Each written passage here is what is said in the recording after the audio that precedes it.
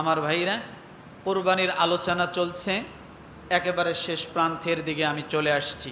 কোরবানির বিষয়ে হয়তো সামান্য কিছু বাকি থাকলে আগামী জুমা শেষ করতে পারবো ইনশাআল্লাহ। তো আজকে যে বিষয়ে আলোচনা শুনব, আমরা এতদিন কোরবানির গুরুত্ব, কোরবানির ফজিলত এগুলো শুনেছি, তাই না?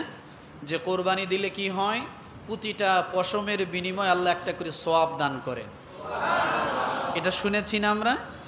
এরপরে ফাতেমা রাদিয়াল্লাহু তাআলা আনহার থেকে রাসূল সাল্লাল্লাহু আলাইহি ওয়াসাল্লাম হাদিস বলেছেন যে, ফাতেমা তুমি কি কোরবানি দিলে? বলে হ্যাঁ। তো রাসূল সাল্লাল্লাহু আলাইহি ওয়াসাল্লাম বললেন, ফাতেমা তোমার এই কোরবানির পশুর প্রতিটা পশমের বিনিময় আল্লাহ তাআলা তোমার জীবনের গুনাহগুলো মাফ করে দিবেন। এই যে কোরবানির ফজিলতগুলো আমরা শুনেছি, তাই না? এরপরে বলেছিলাম কোরবানি কি, কোরবানি কেন, কোরবানি কে দিবে, কোরবানির ফজিলত কি এবং কোরবানির পশু কেমন হবে, তাই না? তো আজকে আমাদের আসলে বিষয় আলোচনা হলো কোরবানির পশু কেমন হবে, কিন্তু মূল আলোচনা হলো কোরবানির মাসাইল। কি বলেন তো? আজকে আলোচনার বিষয়টা কি? কোরবানির মাসাইল। আমাদের প্রত্যেকেরই জানা দরকার, কারণ যেমন নামাজ পড়তে আসছি, নামাজের মাসআলা যদি আমরা না জানি, কখন আমার নামাজ ছুটে গেছে আমি নিজেও জানবো না। কোরবানি দিচ্ছি, লক্ষ লক্ষ টাকা খরচ করে হয়তো গরু কিনবো, খাসি কিনবো, আমরা কোরবানি দেব। হ্যাঁ, অনেক কষ্ট হলেও অনেকে আলহামদুলিল্লাহ কোরবানি দেয়, কিন্তু এর সঠিক মাসআলাটা যদি আমাদের জানা না থাকে, তাহলে কিন্তু আমাদের কোরবানি কখন নষ্ট হয়ে গেছে আমরা নিজেরাও জানি না। তাহলে টাকা খরচ করে আল্লাহর উদ্দেশ্যে কোরবানি দিচ্ছি, কোরবানি কেন নষ্ট হবে, তাই না? কোরবানি আমরা নষ্ট করতে চাই না। তো এই জন্য কোরবানির মাসাইল আজকে আলোচনার বিষয়, কোরবানির মাসাইল।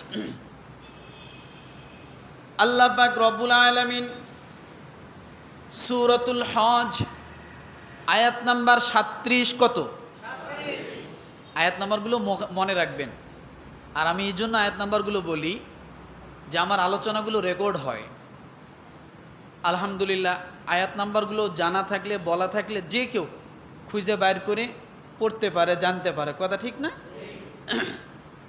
আর আমাদের অনেকের হাতে মোবাইল আছে, কোরআন ডাউনলোড দেওয়া আছে, এতে আয়াত নাম্বার, হাদিস নাম্বারগুলো জানা থাকলে আমাদের আলোচনা আরও বুঝতে সহজ হবে।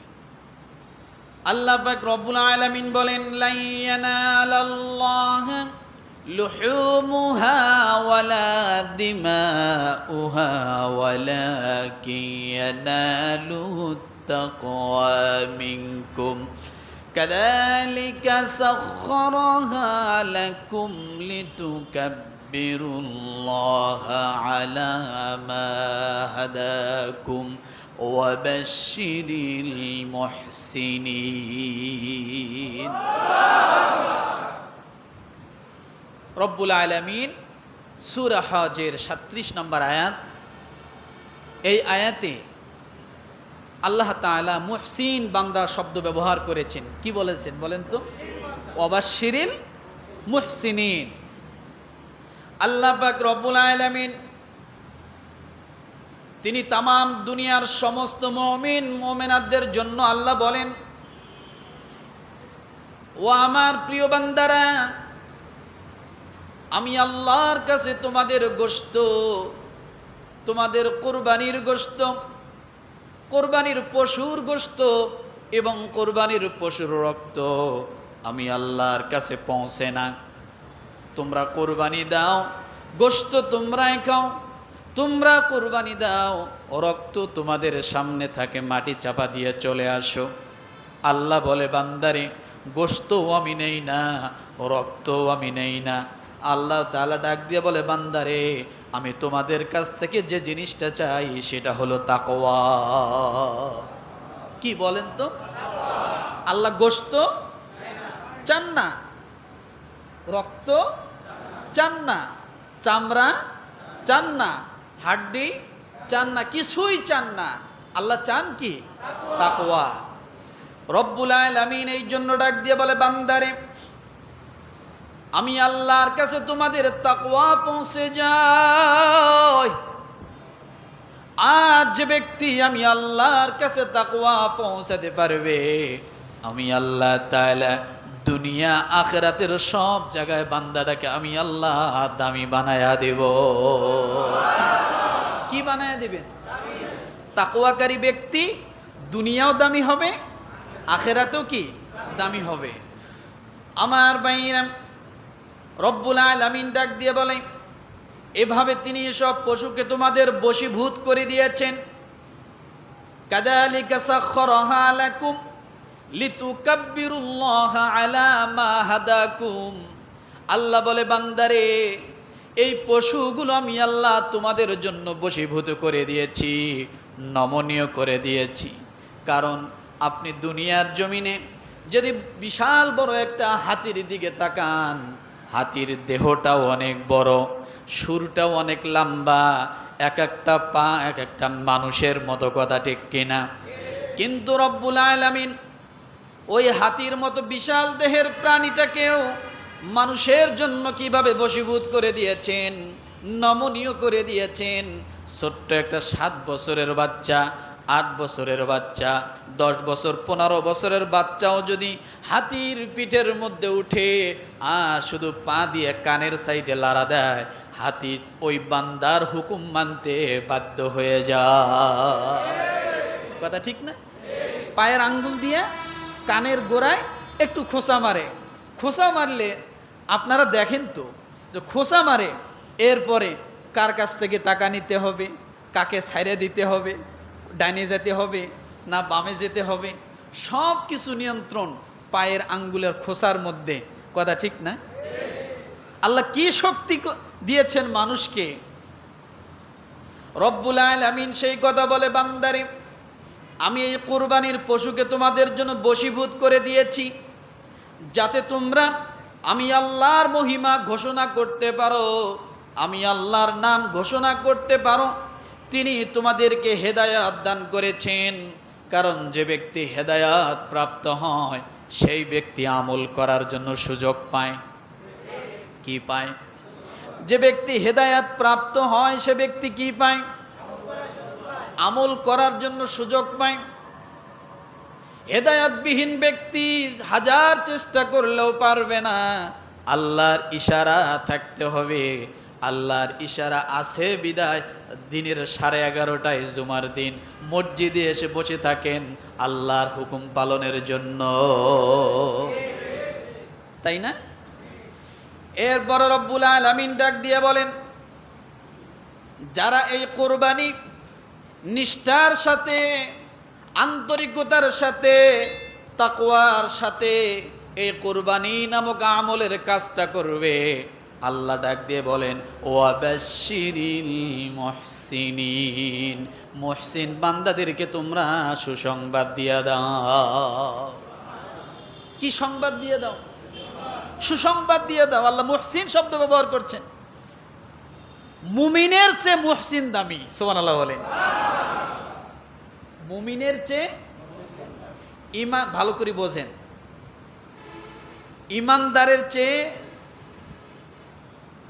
মুসলমান দামি, মুসলমানের চেয়ে মুমিন দামি, মুমিনের চেয়ে মুহসিন দামি, মুহসিনের চেয়ে মুত্তাকি দামি। বুঝাইতে পারছি আমি কথাটা?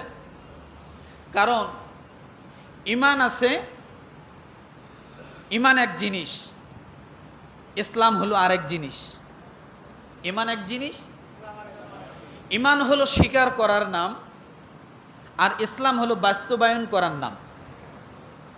ইমান হলো অন্তর এবং মুখ, জবান, এটা দিয়ে প্রকাশ করার নাম। আর ইসলাম হলো অন্তর, জবান এবং কাজে কর্মে প্রতিটা জায়গায় যখন যেখানে যে বিধান আছে সেটা পরিপূর্ণ প্রকাশ করার নাম হলো ইসলাম। কথাটা বুঝাতে পারছি? এই ইসলাম পরিপূর্ণভাবে যে ব্যক্তি আল্লাহর হুকুম মোতাবেক প্রকাশ করে, আদায় করে, তাকে মুমিন বলে। তাকে কি বলে? মুমিন বলে। আর মুমিনের মধ্যে উচ্চ স্থান হলো মুহসিন। মুহসিনকে যে আন্তরিকতার সাথে, নিষ্ঠার সাথে যে কাজ করে। আল্লাহ মুহসিন শব্দ ব্যবহার করেছেন যারা ধৈর্যকারী, ধৈর্যশীলদের ক্ষেত্রে আল্লাহ কি ব্যবহার করেছেন? কারণ ধৈর্য এমন একটা জিনিস যা একজন অমানুষকে মানুষ বানায় এবং ধৈর্যশীল ব্যক্তিকে আল্লাহ তাআলার একেবারে নিকটবর্তী নিয়ে যায়। কথাটা বুঝাতে পারছি? আর মুহসিন সেই ব্যক্তি, মুহসিনের উপরে হলো মুত্তাকি, যার ভিতরে তাকওয়া থাকবে, আল্লাহ তাআলা তাকে সব জায়গায় দামি বানায় দিবেন। এই জন্য রব্বুল আলামিন ডাক দিয়ে বলেন, কাযালিকা সাখখারাহা লাকুম লিতুকাব্বিরুল্লাহা আলা মা হাদাকুম ওয়া বাশশিরিল মুহসিনিন। এই আয়াতের আলোকে আমরা দুইটা জিনিস পেলাম। কয়টা বলেন তো? কয়টা? এক নাম্বার, লা ইয়ানালাল্লাহু লুহুমুহা ওয়ালা দিমাউহা। আল্লাহ গোশত চান না, রক্ত নেন না। গোশত রক্ত গেল। দ্বিতীয় নম্বরে আল্লাহ চান কি? তাকওয়া। তাহলে আল্লাহ যেটা চান, চাওয়ার মধ্যে এক নাম্বার সেটা কি? তাকওয়া। আল্লাহ যেটা চান না সেটা কি? গোশত এবং রক্ত। এরপরে রব্বুল আলামিন এই আয়াতের আলোকে আরেকটা জিনিস চান, সেটা হলো কি? লিতুকাব্বিরুল্লাহা আলা মা হাদাকুম। আল্লাহর জিকির চান। কি চান? তাহলে আল্লাহ চাইলেন কয়টা? দুইটা, তাকওয়া আর হলো জিকির। যে ব্যক্তি তাকওয়াবান হবে আর যার ভিতরে জিকির থাকবে, জিকিরকারী ব্যক্তির তাকওয়া থাকবে, তাহলে যে ব্যক্তি তাকওয়াবান হবে তার গুণ থাকবে কি? তার গুণ থাকবে কি? জিকির। আর যে ব্যক্তি জিকিরকারী হবে, আল্লাহ বলেন ওয়াবাশশিরিল মুহসিনিন, আমি আল্লাহ তাকে হেদায়েতের মাধ্যমে মুহসিন বান্দা বানায় দেব। কি বান্দা বানায় দেব? কিসের মাধ্যমে? হেদায়েতের মাধ্যমে আমি আল্লাহ তাকে মুহসিন বান্দা বানায় দেব। তাহলে এই আয়াতের আলোকে আল্লাহ চাইলেন দুইটা জিনিস। এক নাম্বার তাকওয়া। তাকওয়া অর্জন হবে কিসের মাধ্যমে? জিকিরের মাধ্যমে। এই জিকিরটা কোন সময়? যখন আপনি কুরবানির পশুটা ফালাইয়েছেন, শোয়ানোর পরে কিবলামুখী করে, এরপর আপনি যখন বলবেন বিসমিল্লাহি আল্লাহু আকবার, বিসমিল্লাহি আল্লাহু আকবার, বিসমিল্লাহি আল্লাহু আকবার, ওই মুহূর্তে, ওই সময়ে এই বাক্য বলতে যায় আর যতটুকু সময় লাগে, আল্লাহর হাবিব ডাক দিয়ে বলে, বান্দারে ও আমার উম্মতেরা, ওই সময়ের জন্য পৃথিবীর জমিনের সবচাইতে শ্রেষ্ঠ আমল আমার আল্লাহ পাকের কাছে আল্লাহু আকবার বলা। পৃথিবীর জমিনে ওই সময়, ওই মুহূর্তে সবচাইতে শ্রেষ্ঠ আমল হলো কি? আল্লাহু আকবার বলা, বিসমিল্লাহি আল্লাহু আকবার বলা। আল্লাহর কাছে এত পছন্দনীয় আমল ওই মুহূর্তের জন্য আর নাই।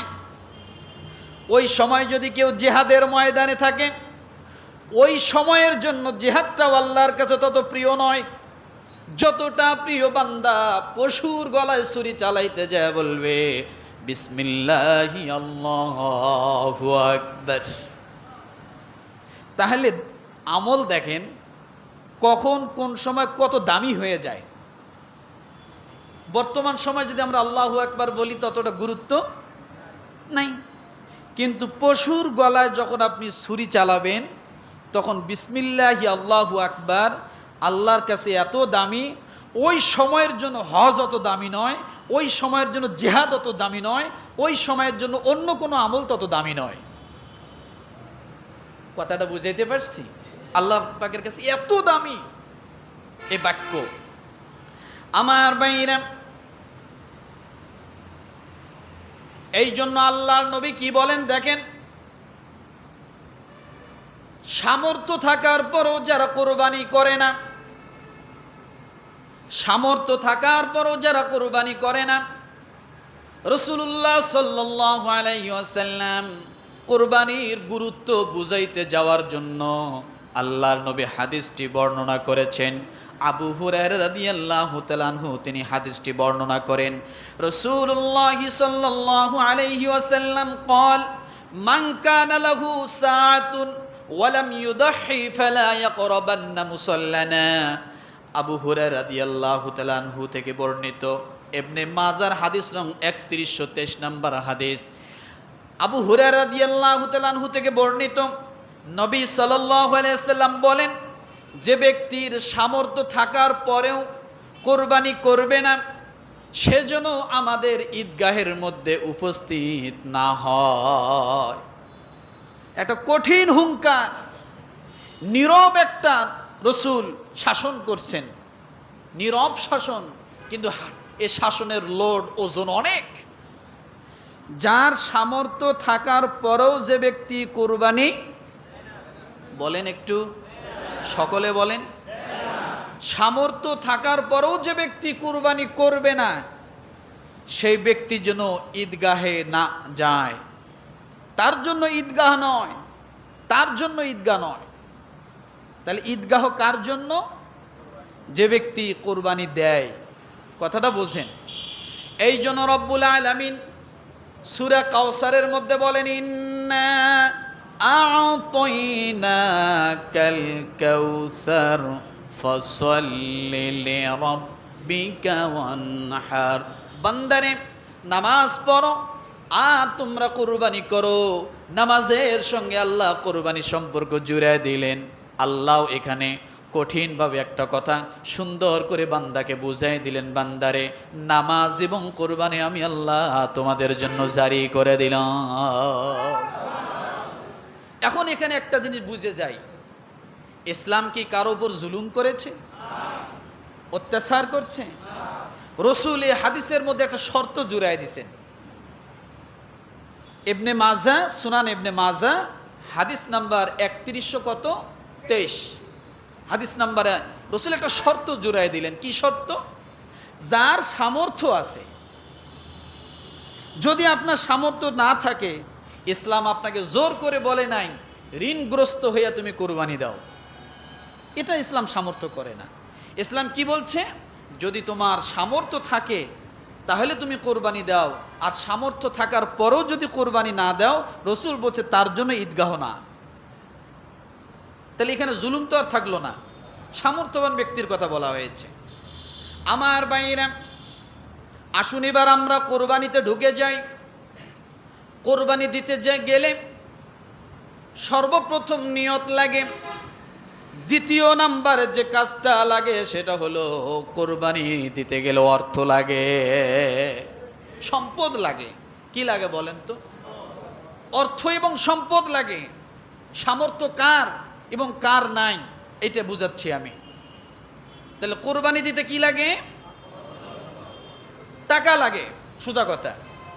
ধান দিয়ে তো আর গরু হয় না, হয়? চাউল দিয়ে গরু হয় না। গরু কিনতে হলে, খাসি কিনতে হলে কি করতে হবে? টাকা লাগবে। আমরা সহজে টাকায় ঢুকে যাই।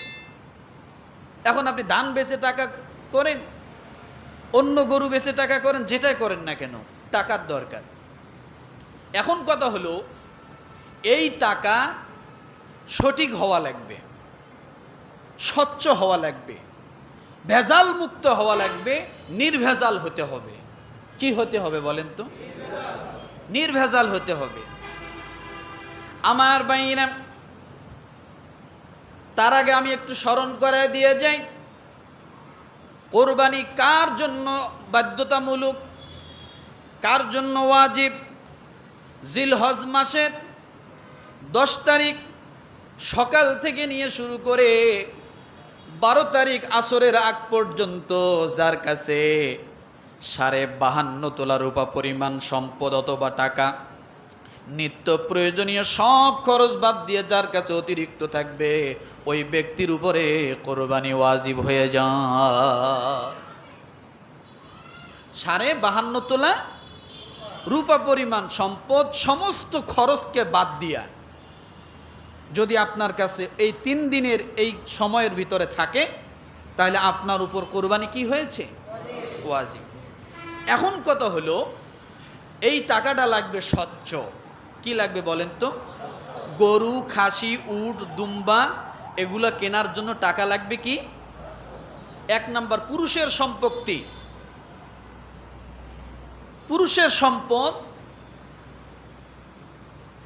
এই পুরুষের সম্পদের মধ্যে একটা হলো পৈতৃক সম্পদ, ওয়ারিশ সম্পদ, বাবার ছিল, দাদার ছিল, সেই সম্পদ আছে, একজন পুরুষ দাঁড় করাইছি আমি, বোঝেন।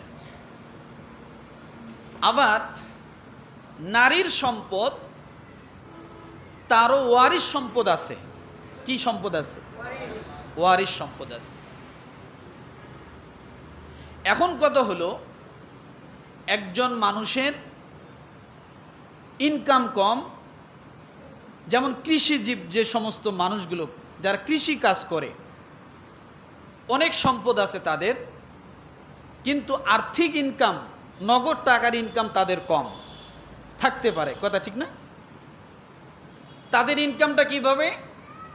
100 মণ ধান হয়েছে, 50 মণ ধান হয়েছে, সেগুলো বিক্রি করে তারপরে তাদের একটা নগদ টাকা চলে আসে।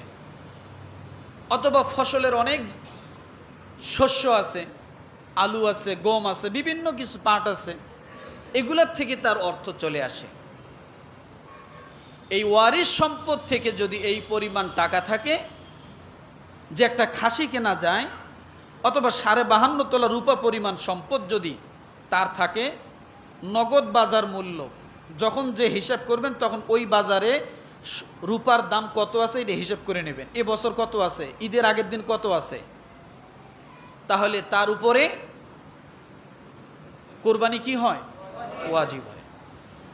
এখন এখানে ভেজাল আর ভেজাল মুক্ত কোনটা? অনেকে মনে করে আমার কাছে নগদ টাকা নাই, আমি কোরবানি দেব না, এটা হলো একটা। আবার অনেকের কাছে নগদ টাকা আছে, যেমন একজন পিতা, আমি দাঁড় করাই, একজন পিতার 4টা সন্তান বা 5টা সন্তান বা 3টা সন্তান বা 2টা সন্তান আছে। পিতা বাড়িতে, সন্তান ঢাকা শহরে চাকরি করে বা বিদেশে চাকরি করে, মাস গেলে সে তার নিত্য প্রয়োজনীয় খরচ বাদ রেখে বাকি অতিরিক্ত টাকা পিতার জন্য পাঠায় দেয়, দেয় কি দেয় না? আপনারা দেন না? অনেকে দেয়। এখন এখানে কথা হলো, এই টাকাটা কার, পিতার না সন্তানের? এইটা কিন্তু আমরা অনেকেই জানি না। সন্তান কামাই করে বাবার জন্য দিচ্ছে, বাবা খরচ করতেছে, খরচ করার পর অতিরিক্ত যে টাকাটা থাকে, এই টাকাটা কার? সন্তানের পুনরায় থাকবে নাকি বাবার থাকবে? এটা কিন্তু স্বচ্ছভাবে কখনো থাকে না, জানা থাকে না। এখন মনে করেন সন্তান বিদেশে থাকে, 1 লাখ টাকা প্রতি মাসে পাঠায় বা 50,000 টাকা প্রতি মাসে পাঠায়, বাবার সংসারের খরচ করার পরে প্রতি মাসে 30,000 টাকা বাঁচে। এখন এই 30,000 টাকা বাঁচার পরে এই 30,000 টাকা সংসার খরচের পরে বাবার হাতে যে আছে, এই টাকাটা কার? যে সন্তান পাঠাইছে তার, নাকি এটা বাবার অ্যাকাউন্টে নিজের ব্যক্তিগত একান্ত, নাকি এই টাকাটা আরও যে 2-3 ভাই দেশের মধ্যে আছে তারাও ভাগ পাবে? এটা কিন্তু স্বচ্ছ থাকে না। এই জন্য কোরবানির সম্পদেই শুধু না, প্রত্যেকটা সম্পদকে স্বচ্ছ করে আলাদা আলাদা মালিক করা দরকার। আলাদা আলাদা বাবার সম্পদ আছে, বোঝেন, 100 শতক বা 100 বিঘা, ভাই আছে 2 জন, বোন আছে 2 জন। এখন 100 বিঘা বা 100 শতক সম্পদেই ভাই খাচ্ছে, বোনকে ভাগ দেয় নাই। এখন এই 100 শতক জমির ভিতরে ভাইয়ের যে ভাগ আছে, বোনের কি ভাগ নাই? কথা বলেন। বোনের ভাগ আছে, কিন্তু বোনকে ভাগ দিচ্ছে না, অথচ বোন কিন্তু এই 100 শতক জমির ভিতরেও মালিক, কথা ঠিক না? এখন যদি বোন ওই 100 শতক জমির ভিতর থেকে যদি ভাগকে আলাদা করে নিয়ে যায়, তাহলে ওই সম্পদের পরিমাণ যদি 52.5 তোলা রূপার থেকেও বেশি হয়, সমস্ত নিত্য প্রয়োজনীয় খরচ বাদ দিয়ে যদি থাকে, তাহলে ওই বোনের উপরে, ওই মায়ের উপরে, ওই মেয়েটার উপরে কোরবানি ওয়াজিব হয়ে যায়। কিন্তু ভাইয়েরাও দিচ্ছে না, বোনেরাও পাচ্ছে না, যার কারণে কোরবানি ওয়াজিব হয়েছে কি হয় নাই এটা নিজেরাও জানে না, কথা ঠিক না? স্ত্রী সারা জীবন স্বামীরা কোরবানি দিয়ে গেল, কিন্তু ঘরে যে একজন স্ত্রী আছে তার উপরেও যে কোরবানি ওয়াজিব হয়েছে এটা কিন্তু আমরা কখনো হিসাব করি না। সারা জীবন কোরবানি স্বামীরাই দিয়ে গেল, স্ত্রীরও কোরবানি ওয়াজিব হয়।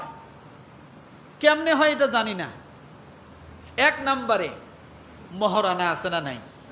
এই মহারানার মালিক কে? কে? স্ত্রী। যদি মহারানার মালিক স্ত্রী হয় আর স্বামী যদি মহারানার টাকা স্ত্রীকে পরিশোধ করে দেয়, আর যদি স্ত্রীর কাছে ওই পরিমাণ টাকা থাকে সব খরচ বাদ দিয়া, তাহলে স্ত্রীর উপরে প্রতি বছরেই কোরবানি ওয়াজিব হয়ে যায়, যদি প্রতি বছর তার কাছে টাকা থাকে। এখন মহারানার টাকা দিয়ে স্ত্রীর উপর কোরবানি ওয়াজিব হবে না কখন? শুধু মহারানা বলছি, যতদিন পর্যন্ত স্ত্রী পরিপূর্ণ টাকা স্বামী তার স্ত্রীকে পরিপূর্ণ টাকা বুঝিয়ে না দিবে ততদিন পর্যন্ত স্ত্রীর উপর কোরবানি কি হবে না। এটা মহারানা ক্লিয়ার। এবার আসুন, স্বামী অনেক সময় স্ত্রীকে অনেক স্বর্ণ অলংকার গিফট করে, দেয় না? কিন্তু দেয় এটা সত্য, অথবা ওই মেয়েটার বাবাও কিন্তু তার মেয়েকে অনেক স্বর্ণ অলংকার বিবাহর সময় দেয়, দেয় কি দেয় না? এখন কথা হলো, বাবা নিজেও জানে না যে এই স্বর্ণ অলংকার যে আমি আমার মেয়েকে দিলাম এটা কার, আমার না আমার মেয়ের, এটা কিন্তু বাবা জানে না। জানে? শুধু দেয় যা। স্বামী যে স্ত্রীকে যে উপহারগুলো দেয় স্বর্ণ অলংকার, স্ত্রী নিজেও জানে না এটার মালিক কি আমি না আমার স্বামী। কথাটা বোঝেন নাই? বুঝতে পারছেন এবার? এই জন্য প্রত্যেকটা সম্পদ মালিক বানায় দেওয়া এটা উত্তম, তাইলে কোনো ভেজাল থাকে না। আপনি স্বামী হয়ে স্ত্রীকে যে স্বর্ণ অলংকারগুলো দিয়েছেন, স্ত্রী আগে ভালো করে জানতে হবে এগুলা কি তুমি আমাকে একেবারে দিয়ে দিলে, আমাকে মালিক বানায় দিলে, না তুমি মালিক আছো। যদি স্বামী বলে আমি তোমাকে মালিক বানায় দিলাম, তাহলে ওই পরিমাণ স্বর্ণরূপা যদি থাকে যে তার উপরে কোরবানি ওয়াজিব হওয়ার মতো, তাহলে ওই মহিলাকে, ওই মাটাকে, ওই মেয়েটাকে কোরবানি দিতে হবে। আর যদি স্বামী বলে যে না এটা আমি তোমাকে গিফট করছি কিন্তু তোমাকে মালিক বানাই নাই, যতদিন পারো তুমি পরো, যখন আমার লাগবে আমি আবার ফেরত নেব, তাহলে ওই স্বর্ণ অলংকারের মালিক কি মহিলা থাকলো? স্ত্রীটা থাকলো? এটার মালিক থাকবে কে? স্বামী। বাবা যখন মেয়েকে দেয়, বাবা কিভাবে দিচ্ছে এটা আগে ক্লিয়ার হওয়া দরকার। বাবা যে মেয়েকে স্বর্ণ অলংকার দিচ্ছে একেবারে দিচ্ছে নাকি আবার বাবা ফেরত নিয়ে নেবে? যদি বাবা একেবারে মালিক বানায় দেয়, তাহলে ওই পরিমাণ সম্পদ যদি তার থাকে 52.5 তোলা রূপা পরিমাণ সম্পদ, তাহলে ওই স্ত্রী লোকের উপরও কোরবানি কি হয়? ওয়াজিব হয়। আর যদি একেবারে না দেয়, বাবা যদি আবার ফেরত নিতে পারে, তাহলে এই সম্পদটা বাবা হিসাব করে বাবা মালিক হবে এবং বাবার উপরে কি হবে? কোরবানি ওয়াজিব হবে। তাহলে সম্পদের এই জিনিসগুলো আমাদের আসলে জানা দরকার। ছেলের ইনকাম যেটা বললাম, বাবাকে যদি আপনি একেবারে মালিক বানায় দেন, তাহলে বাবা খরচ করার পরে যদি তার কাছে অতিরিক্ত থাকে, তাহলে ওই টাকা থেকে বাবার নিজ পক্ষ থেকে কোরবানি দিতে পারবে। আর যদি বাবার যতটুকু খরচ লাগবে অতটুকু খরচ করবে, এর বাকিটা যা থাকবে যে ছেলে টাকা দিছে তার ফেরত হবে, তাহলে ওই ছেলে এই যে পরিমাণ সম্পদ থাকবে তার উপরে কি হবে? কোরবানি ওয়াজিব হবে। কিন্তু আমাদের সমাজে হলো বাপে কোরবানি দেয়, ছেলেরা কোরবানি আছে না নাই? ভাই কোরবানি দিছেন? হ্যাঁ আব্বা কোরবানি দিছে। আব্বা কি করছে? আরে ভাই আব্বা কেন কোরবানি দিবে? আব্বার উপর যদি কোরবানি ওয়াজিব থাকে তাহলে দিবে। আগে তো যাচাই করতে হবে কোরবানি কার উপর ওয়াজিব হয়েছে, আপনার আব্বার উপর না আপনার উপর? আপনার উপর না আপনার আব্বার উপর কোরবানি ওয়াজিব হয়েছে, এটা আগে যাচাই করেন। আর যাচাই করতে হলে আগে টাকাটা কার এটাকে যাচাই করেন। প্রকৃতপক্ষে অতিরিক্ত টাকাটার মালিক কে? আমি সন্তান নাকি আমার বাবা? কথাটা বুঝাইতে পারছি? আমার ভাইরা, এইভাবে যাচাই করে স্বচ্ছ করে নিতে হবে। আমাদের সমাজে বাবা কুরবানি দেয় কিন্তু ছেলে কুরবানি দেয় না। আবার এখানে একটা ভেজাল আছে, ছেলের ইনকাম। একটা গরু কিনেছে, কোরবানির দিন যদি জিজ্ঞাসা করা হয় ভাই কোরবানি কার নামে হবে, যদিও ভাষাগত দিক থেকে ভুল, কিন্তু আসলে বিষয়টা এরকম না। আমরা বলি আমার আব্বার নামে কোরবানি হবে, আমার মায়ের নামে কোরবানি হবে। কথা ঠিক কিনা? ও মুসলমান, ভালো করে বুঝে রাখেন, প্রকৃতপক্ষে কোরবানি হবে আল্লাহর জন্য, বাবার নামেও না, মায়ের নামেও না। কথা ঠিক কিনা? কোরবানি কার জন্য? এখন ভাষাটা এখানে কি হবে? ভাষাটা হবে এইটাই যে আমার আব্বার পক্ষ থেকে হবে, আমার মায়ের পক্ষ থেকে হবে, কিন্তু তাদের নামে না, তাদের কি পক্ষ থেকে। কথা বুঝাইতে পারছি? বাবার পক্ষ থেকে আল্লাহর নামে, মায়ের পক্ষ থেকে আল্লাহর নামে। আর একটা কথা ভালো করে বুঝে যান, সন্তানরা বিদেশে থাকেন, ইনকাম করেন, কোরবানি দিবেন, কোরবানির গরু কিনবেন। কোরবানির দিন একজন জিজ্ঞাসা করলো, অথবা হুজুর জিজ্ঞাসা করলো, ভাই কোরবানি কার পক্ষ থেকে? আপনি বললেন আমার আব্বার পক্ষ থেকে, আপনি বললেন আমার মায়ের পক্ষ থেকে। অনেক সন্তান চিন্তা করে বাবার নামে যদি কোরবানি না দেই বাবা মন খারাপ করবে, মায়ের নামে যদি কোরবানি না দিই মা মন খারাপ করবে। আসলে বাস্তবতা অনেক ক্ষেত্রে আছে না নাই? কিন্তু আসলে কথাটা এরকম না। কোরবানি আপনার বাবার পক্ষ থেকে তখন হবে, আপনার মায়ের পক্ষ থেকে তখন হবে যদি আপনার উপরে কোরবানিটা ওয়াজিব না হয়, নফল কোরবানি হয়।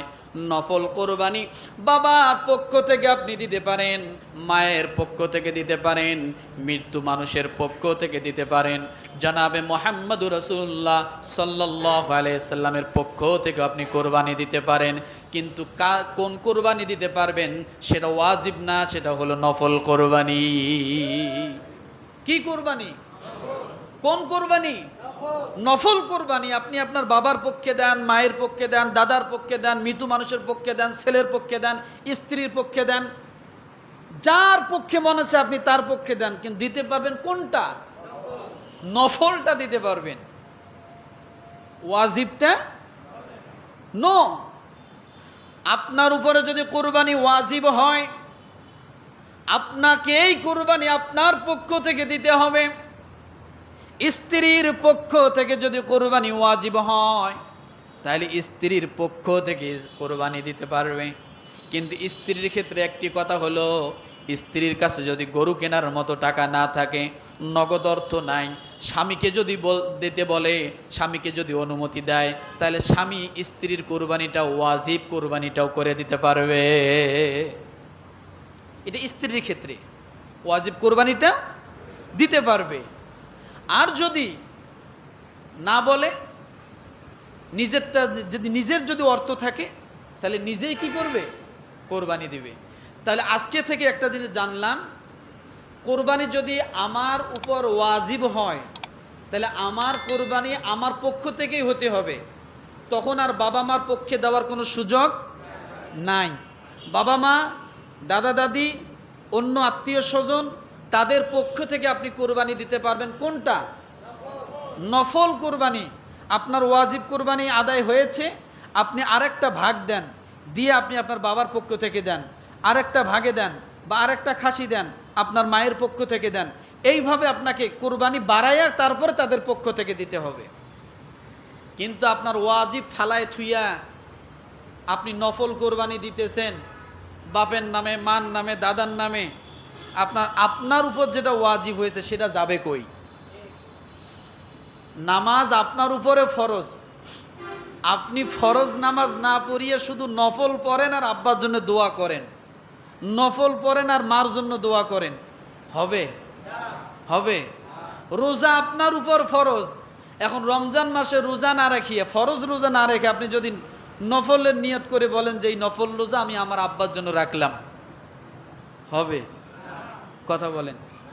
মার জন্য রাখলাম, হবে না। আপনার উপর যেটা ওয়াজিব বর্তাবে সেটা আগে আদায় করতে হবে, যেটা ফরজ আপনার উপর বর্তবে সেটা আগে আদায় করতে হবে। তারপরে যদি আপনি অতিরিক্ত কিছু করতে চান, সেক্ষেত্রে আপনি নফল কোরবানিগুলো, নফল রোজাগুলো, নফল নামাজগুলো, নফল ইবাদতগুলো আপনি তাদের জন্য করতে পারবেন, কিন্তু আপনার ওয়াজিবটা দিয়ে নয়, ফরজটা দিয়ে নয়। কথাটা কি বুঝাইতে পারছি? আমার ভাইরা, এবার আসুন বুঝে নেই, কোরবানি একা দিব না ভাগে দিব? সবার ঊর্ধ্বে সবচেয়ে বড় কথা হলো কোরবানি একাই দেওয়া, এটাই হলো সবচেয়ে উত্তম।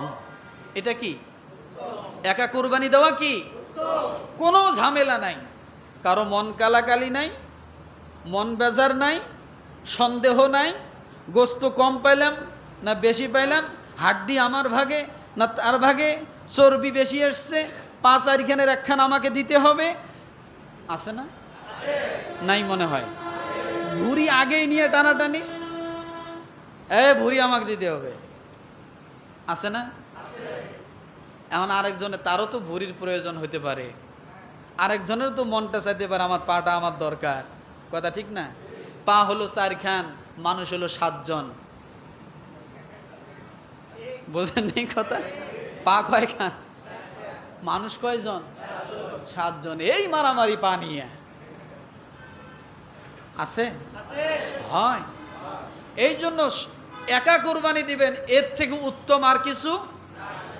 কোরবানি যদি সহি হয় সেটাও আমার, সহি না হলেও আমার, গোস্ত খাওয়ার নিয়ত থাকলেও আমার, গোস্ত খাওয়ার নিয়ত না থাকলেও, কোরবানির মধ্যে কোনো অন্যের কোনো ঝামেলা হবে না। কারণ কি জানেন, প্রত্যেক অংশীদারের নিয়তকে খাঁটি ও নিষ্ঠা পূর্ণ হওয়া দরকার। 7 জনের নিয়ত কি এক হয়? 2 জনের নিয়তে এক হয় না। বিশ্বাস হয় না? 2 জনের মতামত এক হয় না। যদি বিশ্বাস না হয়, ঘরের বাইরে যাইতে হবে না, 4 দেওয়ালের ভিতরে স্বামী আর স্ত্রী 2 জনে দেখেন, 2 জনের মত 2 রকম, সারাদিন ঝগড়া। এ কয় কোরবানি দিব, এ কয় কোরবানি দিতে পারবা না, আছে না? শুরুতেই ঝগড়া। আমার ভাইয়েরা, এই জন্য নিষ্ঠাপূর্ণ এবং ইখলাসের সাথে যদি কোরবানি দিতে হয়, তাহলে একাকৃত দেওয়া একেবারে নিখুঁত উত্তম, এর মধ্যে কোনো ঝামেলা নাই। কারণ কোরবানি নষ্ট হওয়ারও কোনো আশঙ্কা নাই, কারণ অনেক কিছু বিষয়ে সেখানে কাজ করে। যেমন পশু জবাই, এরপরে গোস্ত কাটার সময় মারামারি, ও বলে আমার লোক 3 জন, তোর একজনও নাই, গোস্তটা নেস ঠিক মতো, আছে না? আছে না? আর জিন্দেগিতে মানে গোস্ত কাটে আর আর জীবনেও ভাগে কোরবানি দিব না, কাটে আর কয়, যখন দেখে মানুষ পায় না গোস্ত কাটা, পরের বছর আস্তে আস্তে কোরবানির আগে আগে আবার ভাগ খোঁজে, শরিকদের খোঁজে, ওই আগেরটা ভুলে গেছে। কথা বোঝেন নাই? এরপরে মনে করেন ভুঁড়ি নিয়ে মারামারি, পা নিয়ে মারামারি, তারপরে আবার মনে করেন চামড়ার টাকা নিয়ে মারামারি। একজনে কষার কাছ থেকে আগে 2000 টাকা নিয়ে বিড়ি খাওয়া শেষ করছে, আছে না? এখন এই বাকি 6 জন এই টাকার জন্য প্রত্যেক দিন করে, চামড়ার টাকা কই, বিকেলে নেস, বিকেলে যা চামড়ার টাকা দাও, কালকে নেস। এই চামড়ার টাকা চাইতে চাইতে আর এক কোরবানি, চামড়ার টাকার উদ্ধার হয় না, আছে না? নাই, আছে না? আছে। কি দরকার আছে এগুলো ঝামেলা করার? আমার ভাইরা, এই জন্য গরুর গোশত তো প্রত্যেক দিন কিনতে পাওয়া যায়, যায় কি যায় না? যায় না? প্রতিদিন গরুর গোশত কিনতে পাওয়া যায়। তাইলে কোরবানি যদি আল্লাহর উদ্দেশ্যই একমাত্র হয়, হোক না সেটা একটা ছাগল, একটা খাসি, একটা বকরি হোক না, ছোটই হোক না, একাই কোরবানি দেন, কোনো মারামারি ঝগড়া ক্যাচাল কিচ্ছু নেই। কেউ গোস্ত কাটার জন্য কেউ নাই, সারাদিন স্বামী স্ত্রী দুইজনে আর সন্তান মিলিয়া সারাদিন ওটা ছুলাইবেন, কাটবেন, বাঁচবেন, কোনো সমস্যা নেই, আছে। তারপরেও তো কোরবানিটা আল্লাহর উদ্দেশ্যেই হবে, কোনো ঝামেলা থাকবে না, বহিরাগত কোনো সমস্যা থাকবে না। কারণ ভাগে যখন কোরবানি দেয়, গোস্ত বন্টনের সময় সবার চোখ পাল্লার দিকে। কোন দিকে? পাল্লার দিকে। দুইবার যখন একই পাল্লা দিয়ে দেয়, তৃতীয় জন জায়গায় পাল্লা ঘুরাও, কি বলে? পাল্লা ঘুরে নাও, মানে সন্দেহ এসে গেছে যে এই পাল্লায় যদি আমারে দেয় তাইলে মনে এবার কম হবে, পাল্লা ঘুরে নাও। কথা ঠিক না? এরপর ভাগ যখন দিতে থাকে, চিন্তা করে হাড্ডি কোনটায় বেশি গেল, কোনটায় কম গেল, চর্বি কোনটায় বেশি গেল, কোনটায় কম গেল, এ নিয়ে ঝামেলা আছে না আমার ভাইরা। এই জন্য একা দেওয়াটা সবচেয়ে, জোরে বলেন, একা দেওয়াটা। এবার কথা হলো, হুজুর তাহলে কি যৌথ কোরবানি দেব না? তাহলে তো কোরবানি দেনেওয়ালাই পাওয়া যাবে না খুঁজে। কথা ঠিক কিনা? কোরবানি দেওয়ার লোক পাওয়া যাবে? আলহামদুলিল্লাহ 7 জন মিলে হলেও তো দেয়। কথা ঠিক না? দিচ্ছে তো, কবুল করার মালিক কে? যদি একটু কম বেশি নিখুঁত অর্থাৎ ত্রুটি থাকে মনের ভিতরে, আল্লাহ যেন সেটা মাফ করে দেয়, ফেরেশ করে দেয়। কথা ঠিক না? কারণ এই 7টা ভাগ আছে বিদায় অন্তত আমরা বাংলাদেশের মুসলমান গরিব দুঃখী মিলিয়া আমরা কোরবানি দেওয়ার একটু নাম করতে পারি। যদি না থাকতো তাহলে এই নাম আমাদের দ্বারা সম্ভবই ছিল না। 50,000 টাকা দিয়া 1 লক্ষ টাকা দিয়ে গরু কেনা কখনোই সম্ভব ছিল না। এখন কথা হলো, এর ভিতরে কিছু লোক প্যাঁচ লাগাই দিছে। কি লাগাই দিছে? জানা নাই, বোঝা নাই, সোজা নাই, কিচ্ছু বোঝে না, আজগবি কথা বলে দিল 7 ভাগে কোরবানি দেওয়া জায়েজ নাই, হারাম। মশলা একটা মাইরে দিল। কি দিল? আছে না এরকম লোক?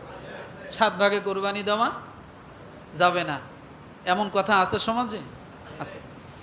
আমার ভাইরা, আসুন আমরা সাহাবায়ে কেরামের আমল দেখে নেই, আগে বুঝে নেই 7 ভাগে কোরবানি দেওয়া যাবে কিনা, তারপরে আমি ব্যাখ্যা করে দিব।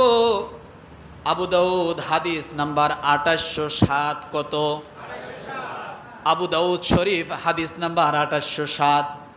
সাহাবায়ে কেরাম 7 ভাগে কোরবানি দিয়েছেন। আন জাবের ইবনে আব্দুল্লাহ রাদিয়াল্লাহু তাআলা আনহু, তিনি বর্ণনা করেন, আমরা নবী সাল্লাল্লাহু আলাইহি সাল্লামের যুগে তামাক্তু হজ করতাম এবং 7 জন মিলে একটি গরু কোরবানি করতাম।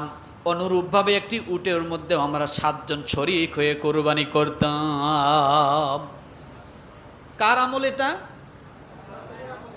সাহাবায়ে কেরামের আমল, রসুলের যুগে।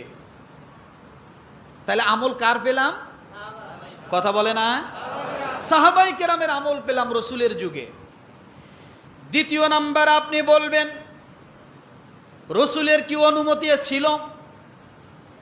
আমার ভাইরা, আবু দাউদ হাদিস নাম্বার 2808 আন জাবের ইবনে আব্দুল্লাহ রাদিয়াল্লাহু থেকে বর্ণিত, তিনি বলেন, নবী সাল্লাল্লাহু আলাইহি সাল্লাম বলেন, একটি গরু 7 জনের পক্ষ হতে এবং একটি উট 7 জনের পক্ষ হতে তোমরা কোরবানি করো।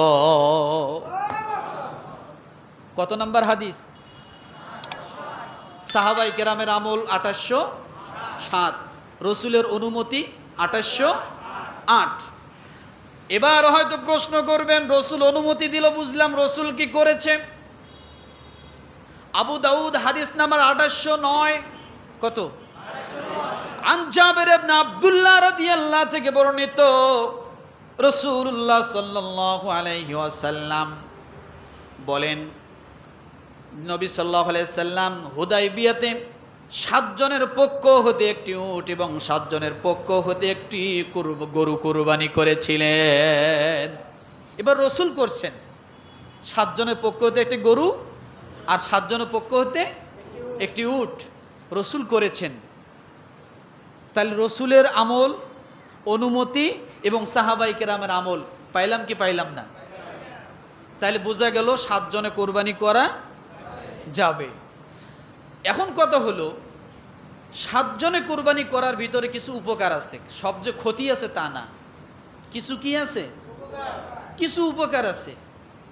যেমন যৌথ কোরবানি করলে একটু গরু বড় সড়ো কেনা যায়, যায় কি যায় না? একটু বড় গরু কেনা যায়, মোটা তাজা গরু কেনা যায়। কারণ রাসূল সাল্লাল্লাহু আলাইহি সাল্লাম বলেছেন, এই সমস্ত কুরবানির পশুগুলো কিয়ামতের ময়দানে বাহন হিসেবে ব্যবহার হবে। কি হিসেবে ব্যবহার হবে? বাহন হিসেবে ব্যবহার হবে। ফতোয়ায়ে আলমগীরি 5 নম্বর খণ্ড 299 নম্বর পৃষ্ঠা। তাহলে যৌথ কুরবানি করলে 7 জনে মিলে করলে বা 5 জনে মিলে করলে, 6 জনে 4 জনে, জোর বেজোর নাই, আলাদা নাই। 2 জনে করা যায়, 3 জনে করা যায়, 5 জনে, 6 জনে, মোট কথা 1 থেকে 7 এর ভিতরে যে সংখ্যায় হোক না কেন করা যাবে। তাহলে 7 জনে 5 জনে একটু যৌথভাবে করলে গরুটা কি হয়? একটু মোটা তাজা ভালো পাওয়া যায়।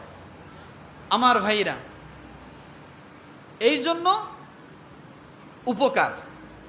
এখন যৌথ কুরবানির ক্ষেত্রে সতর্কতা অবলম্বন করা অবশ্যই প্রয়োজন। 1 নাম্বার, সকলের টাকা যেন কি হয়? হালাল হয়। সকলের নিয়ত যেন কি হয়? স্বচ্ছ হয়। আল্লাহর উদ্দেশ্যেই যেন কুরবানি হয়। এখন কথা হলো, কাদের সাথে কুরবানি দেওয়া যাবে না, এটা ভালো করে জানা দরকার। কাদের সাথে কুরবানি দেওয়া? সকলে মনোযোগী এই জায়গায়। কাদের সাথে যৌথ কুরবানি দেওয়া যাবে না? 1 নাম্বার, যাদের ইমানের সমস্যা আছে। কিসের সমস্যা? কিসের সমস্যা? ইমানের সমস্যা বুঝবেন কেমনে? কথায় কথায় আল্লাহ আল্লাহ রাসূলকে গালি দেয়, আছে না নাই? আলেম ওলামাকে গালি দেয়, আছে না নাই? ইমানের সমস্যা না থাকলে আল্লাহ আল্লাহ রাসূলকে সে কোনোদিন গালি দিতে পারে না। কথা বুঝাইতে পারছি? আরও কিছু বিষয় আছে আমার ভাইরা। 2 নাম্বার, যারা বেআমলদার, এদের সাথে কোরবানি দেওয়া। এখন বেআমলদার বলতে তাহাজ্জুদ পড়ে না তাই, উমরা করে না তাই, দান সদকা কম করে তাই। আমি সেই বেআমলদারের কথা বলি নাই যে নামাজই পড়ে না। বেনামাজির সাথে কোরবানি দেওয়া, এটা তাকে ছোট করার জন্য না, তাকে নামাজের দিকে উদ্বুদ্ধ করার জন্য। তাহলে আপনি যখন যৌথ কোরবানি দিবেন, নামাজি লোক দেখেই কোরবানি দিবেন। এখন হয়তো বলবেন, হুজুর নামাজি লোকের ভিতরে তো খারাপ লোক আছে। থাকুক, থাকুক, তাই কি? আল্লাহ তাআলা বলেছেন, নামাজি আমলদার লোক এরা পৃথিবীর মধ্যে সবচেয়ে শ্রেষ্ঠ মানুষ। খারাপ তো থাকবেই। খারাপ যদি না থাকতো তাহলে তো ফেরেশতাই হতো। কি হতো? কি হতো? ফেরেশতা হতো। দোষ গুণে মানুষ থাকবে, নামাজি লোকজনে একেবারে ফেরেশতা হয়ে যাবে তা তো না। তো আল্লাহ পাক রব্বুল আলামিন তারপরও বলেছেন ওই মানুষগুলো উত্তম। ইন্নাল্লাযীনা আমানু ওয়া আমিলুস সালিহাতি উলাইকা হুম খায়রুল বারিয়া। পৃথিবীর জমিনে ওই মানুষগুলো উত্তম যারা ঈমানদার এবং আমলে সালেহ করে। আর পৃথিবীর মধ্যে সবচেয়ে নিকৃষ্ট মানুষ হলো তারা। ইন্নাল্লাযীনা কাফারু মিন আহলিল কিতাবি ওয়াল মুশরিকিনা ফি নারি জাহান্নাম উলাইকা হুম শাররুল বারিয়া। ভালো এবং মন্দর মাপকাঠি কে করেছেন? কথা বলেন। তৃতীয় নম্বরে, দুর্নীতিবাজদের সাথে কোরবানি দিবেন না। কাদের সাথে? কাদের সাথে? দুর্নীতিবাজদের সাথে। দুর্নীতিবাজ কারা চেনেন না? বোঝেন না? বয়স হয় নাই বোঝার? অন্যকে ঠ্যাক দিয়ে খাওয়া, অপরের সাথে ধান্দাবাজি করা, আছে না? আপনি চাকরি করে 1 লক্ষ টাকা বেতন পায়, আপনার সংসার চলে না, আর ঘুরে বেড়ায় খায়, আছে না নাই? কাজ কি? ধান্দাবাজি, আছে না এরকম লোক? যদি এরকম লোক থাকে এদের সাথে কোরবানি দিবেন না। 4র্থ নাম্বার, সুদ খায় এদের সাথে কোরবানি দিবেন না। ঘুষ খায় এদের সাথে কোরবানি দিবেন না। তারপরে এনজিও চাকরি করে, সরাসরি ব্যাংকের টাকা যদি কোরবানিতে এনে লাগায়, এই ব্যক্তির সাথে কোরবানি দিবেন না। তবে ব্যাংকে চাকরি করে, সে কোরবানির ক্ষেত্রে অন্যের কাছ থেকে হাওলাত করে এনে সেখানে দিছে, সেটা ভিন্ন কথা। কিন্তু সরাসরি ব্যাংকের থেকে টাকা নিয়ে এসে যদি কোরবানিতে দেয়, এই ব্যক্তির সাথে কোরবানি দিবেন না। রাগ করলেন মনে হয় এই কথায়? ঝামেলা আছে। যারা জুয়া খেলে, লটারি ধরে, ক্রিকেট খেলায় বাজি ধরে, ধাপ করে কোরবানির আগে 1 লাখ টাকা পাইছে, 50,000 টাকা দিয়ে কোরবানি দিচ্ছে শরীকে, আছে না নাই? আছে না? এই জুয়া, লটারি আর যারা কি বাজি ধরে না, এই সমস্ত ব্যক্তি যদি চেনেন, এদের সাথে কোরবানি দিবেন না। নেশাদ্রব্য জাতীয় যারা বিক্রি করে, বুঝে নেন, ফেন্সিডিল থেকে শুরু করে ইয়া বা নাকি এগুলো যারা ব্যবসা করে, এদের সাথে কোরবানি দেওয়া যাবে না। এরপরে যাদের উদ্দেশ্য আছে যে কোরবানি দেওয়ার পরে পরের দিন মেয়ের বিয়ে কমপ্লিট করে দেব, আছে না? বাপের 40-এ শেষ করব, বাপের বছরখানি কুলখানি করব, এই রকম ব্যক্তির সাথে ওই সময় কোরবানি দিবেন না। যাদের এই নিয়ত আছে যে কোরবানির পরের দিন এই অনুষ্ঠান করব, জানবেন যে ওর ভিতরে কি কোরবানি উদ্দেশ্য? কি উদ্দেশ্য? কুলখানি 40-এ মেয়ের বিয়ে সারা। কথা বুঝাইতে পারছি?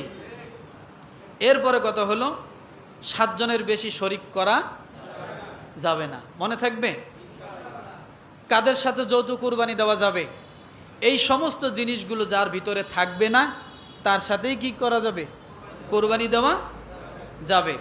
জোর বেজোর কোনো সংখ্যা নেই, 1 থেকে নিয়ে 7 পর্যন্ত, 2 জনও হতে পারে, 3 জনও হতে পারে, 4 জনও হতে পারে, 5 জনও হতে পারে, মিলে কি করবেন? কোরবানি দিবেন। এখন যৌথ কোরবানি মুরগির সাথে দিবেন নাকি 3 ধরনের পশুর সাথে যৌথ কোরবানি দেওয়া যায়? কয় ধরনের পশু? কয় ধরনের? উট, গরু, মহিষ। ছাগলের সাথে দিলে খাসির সাথে হবে না। বুঝাইতে পারছি? আমার ভাইরা, কথা অনেক থাকে। কোরবানির সাথে আকিকা দেওয়া যাবে কিনা? কোরবানির সাথে আমি সর্বপ্রথম একটি কথা বলবো, ভালো করে বুঝে নেন। কোরবানির সাথে আকিকা কেন আপনি দিবেন? আকিকা ছিল বাচ্চা জন্মগ্রহণ করার 7 দিনের দিন।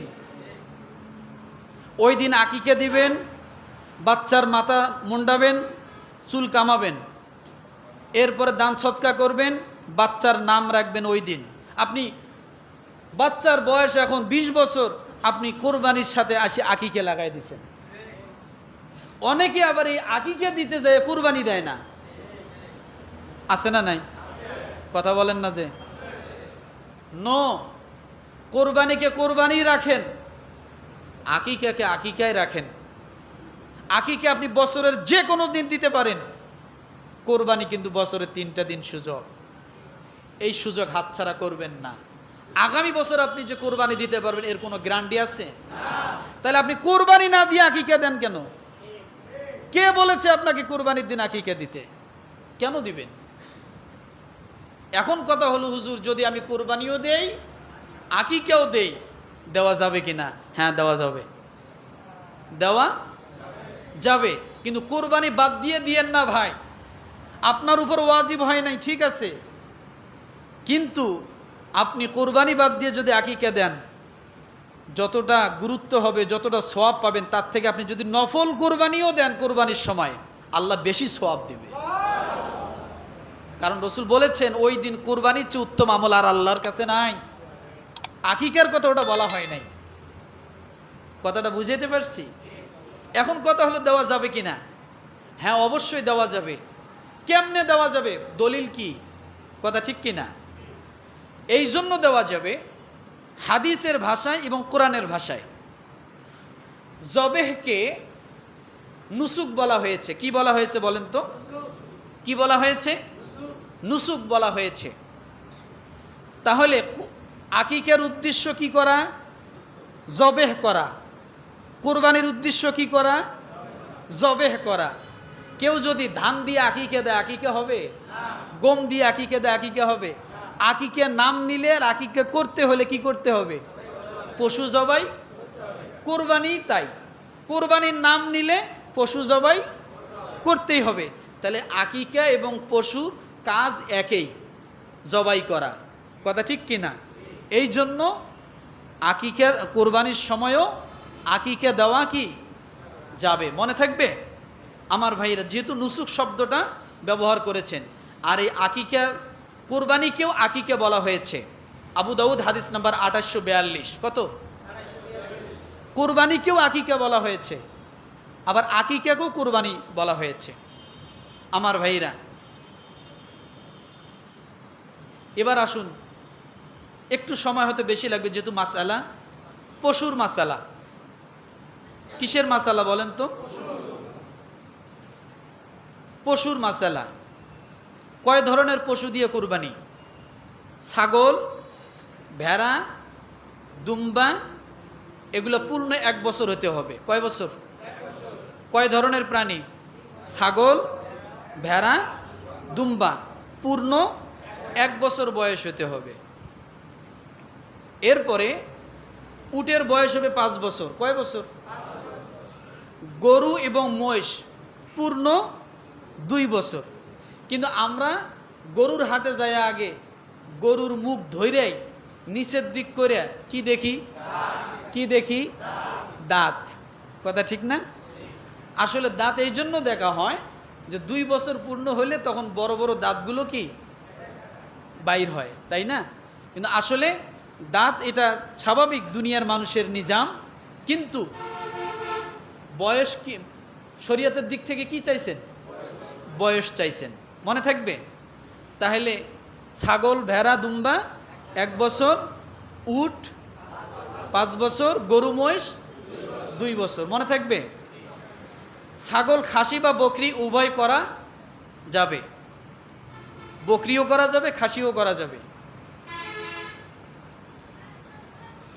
গর্ভবতী পশু এটা না করাটাই ভালো, এটাকে মাকরু বলা হয়েছে। যে পশু কি আছে? গর্ভবতী, বাচ্চা আছে, সেই পশু করব না, এটা করাটা বিবেকের দাবি, না করাটাই বিবেকের দাবি। বুঝতে পারছি আমার ভাইয়েরা? নির্দিষ্ট পশু কোরবানির মান্যত যদি করেন, মান্যত বলছিলাম যে এই পশুটা যদি কেউ মান্যত করলে, এই পশুটা যদি সুস্থ হয় তাহলে আমি এবার এটা কোরবানি করব, তাহলে ওই পশুটাই কি করতে হবে? কোরবানির সময় কোরবানি দিতে হবে। জন্মগতভাবে শিং না থাকলেও সেটার উপর কোরবানি চলবে। জন্মগত বোঝেন, জন্মগতভাবে যদি শিং না থাকে সেটা কি হবে? কোরবানি হবে। আর গোড়া থেকে যদি শিং ভেঙে যায় তাহলে ওটার উপরে কি হবে না? কোরবানি দেওয়া যাবে না। অন্ধ, কানা, খোরা, রোগা, একেবারে শুকনা, এগুলো দিয়েও কি করব না? কোরবানি দেওয়া যাবে না। রসুল নিজেই হাদিস বর্ণনা বলেছেন, ইবনে মাজা 3144, সেখানে বলা হয়েছে যে অন্ধ, কানা, খোরা, একেবারে শুকনা এই সমস্ত গরু দিয়ে তোমরা কি করো না? পশু দিয়ে তোমরা কোরবানি করো না। লেজ, কান ইত্যাদি 3 ভাগের 1 ভাগের বেশি যদি কাটা হয়ে থাকে তাহলে কি কোরবানি করা যাবে না। যে পশুর সম্পূর্ণ দাঁত নেই সে পশু দ্বারা কোরবানি করা যাবে না। এবার কোরবানির পশু কেমন হবে, রং কেমন হবে, স্বাস্থ্য কেমন হবে আমরা কোরআন থেকে জানবো। কোথার থেকে? কোরআন থেকে। কোথার থেকে? সূরাতুল বাকারা আয়াত নাম্বার 66 থেকে 71। কত? কোন সূরা? আয়াত নাম্বার কত? 66 থেকে। এই জায়গায় কোরবানির পশু কেমন হবে, রং কেমন হবে, আল্লাহ তাআলা মুসা আলাইহিস সালামের জামানায় এটা বর্ণনা করে দিয়েছেন। সুবহানাল্লাহ বলেন। যদি কেউ জানতে চান তাহলে এই আয়াতগুলো পড়বেন। সূরাতুল বাকারা আয়াত নাম্বার কত? 66 থেকে 71। কোরবানির পশুর রং কেমন, কালার কেমন, মোটা কেমন, তাজা কেমন, কেমন হবে আল্লাহ তাআলা এই জায়গায় বর্ণনা করেছেন। মুসা আলাইহিস সালামের জামানায় আল্লাহ তাআলা এটা বলেছিলেন। তা আমরা সেখান থেকে শুধু আমাদের উত্তম কোরবানির জন্য আমরা সেটা নিতে পারি। কথা ঠিক কি না আমার ভাইরা? পশু ক্রয়ের সময় আমরা যে জিনিসগুলো খেয়াল করব, গরুর মুখ ভর্তি বড় বড় দাঁত আছে কি না। যদি থাকে যে মুখ ভর্তি দাঁত, এটার বয়স বেশি। কথা ঠিক না? আপনারা এই জিনিসগুলো দেখে নেবেন। এখন কথা হলো, পশু কিনেছেন কেনার পরে একটা চালাকি করা হয়। কিসের চালাকি বলেন জোরে? হাসিল দিতে যায়। 2 লক্ষ টাকা দিয়ে গরু কিনছে, 1000 টাকা হাট ইজারাদারদেরকে দিতে। যত চালাকি। কেউ কয় গরু এদিক দিয়ে লয়ে যা, আমি এদিক দিয়ে বাইর হই। আবার কেউ কয় যে তুমি গরু নিয়ে অর্ধেক রাস্তায় যাও, আমি ওখান থেকে নিয়ে যাব। 5 লাখ টাকা দিয়ে গরু কিনে, 2 লাখ টাকা দিয়ে গরু কিনে, 1 লক্ষ টাকা দিয়ে গরু কিনে। গরু পছন্দ করলো হাটে, দরদাম হলো হাটে, কেনা বেচা হলো হাটে, লেনদেন করতেছে যায় রাস্তায়। কোথায়? কেন? 1000 টাকার কারণে, 2000 টাকার কারণে। ও ভাই, ঠগাচ্ছেন কাকে? আপনি নিজেই ঠকতেছেন। ওটা যারা হাট ডেকে নিয়েছে এটা তাদের হক। আপনি তাদেরকে হাসিল দেওয়ার ভয়ে আপনি এই চালাকি করতেছেন। আপনি চিন্তা করতেছেন, একটাবার ভাবুন, এটা কুরবানির পশু। 2 লাখ টাকা দিয়ে কিনতে পারেন, 2000 টাকা আপনি হাসিল দিতে পারেন না কেন? কথা ঠিক কিনা? এই জিনিসগুলো আমরা অবশ্যই খেয়াল করব যাতে আমাদের দ্বারা এগুলো না হয়। এটা মানুষের হক, মানুষের হক নষ্ট করে আপনি এটা করতে পারেন না। যদি পরবর্তীতেও হয় অন্তত তাদের টাকাটা দিয়ে দিতে হবে। কথা ঠিক কিনা আমার ভাইরা? এই জিনিসগুলো আমরা সব সময় খেয়াল করব যাতে আমাদের কুরবানি কোনোভাবেই কি না হয়, নষ্ট না হয়। আল্লাহ তাআলা আমাদেরকে সহিভাবে কুরবানি করার জন্য তৌফিক দান করুক বলে আমিন। ও আখিরে দাওয়ানা আনিল হামদুলিল্লাহি রাব্বিল আলামিন।